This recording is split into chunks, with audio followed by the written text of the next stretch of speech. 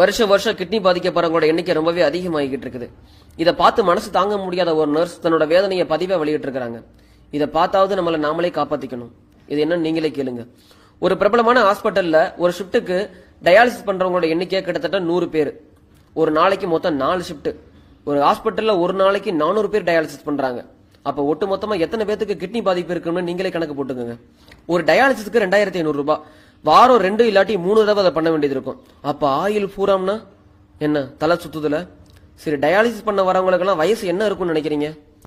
5 வயசு குழந்தையில இருந்து +2க்கு எக்ஸாம் எழுத போற பையன், கை குழந்தையோட வர்ற தாயின்னு எந்த வயசு வித்தியாசமுமே எல்லாருமே இந்த கிட்னி பாதிப்புக்குள்ளா இருக்கிறாங்க. +2 படிக்கிற பையன் டயாலிசிஸ் பண்ணிட்டு எக்ஸாம் எழுத போறான். என்கிட்ட அக்கா நான் 1000க்கு மேல கண்டிப்பா மார்க் வாங்கன்னு சொல்லிட்டு போறான். இந்த பையனுக்கு இப்படி கிட்னி ஃபெயிலியர் உங்க அம்மா கிட்ட கேட்டேன். சின்ன வயசுல இருந்தே அதிகமான மாத்திரை கொடுத்துருக்காங்க. காய்ச்சல், ஆஸ்துமான்னு சொல்லி எதுவுமே பார்க்காம எல்லாத்துக்குமே மாத்திரை கொடுத்து வச்சிருக்காங்க.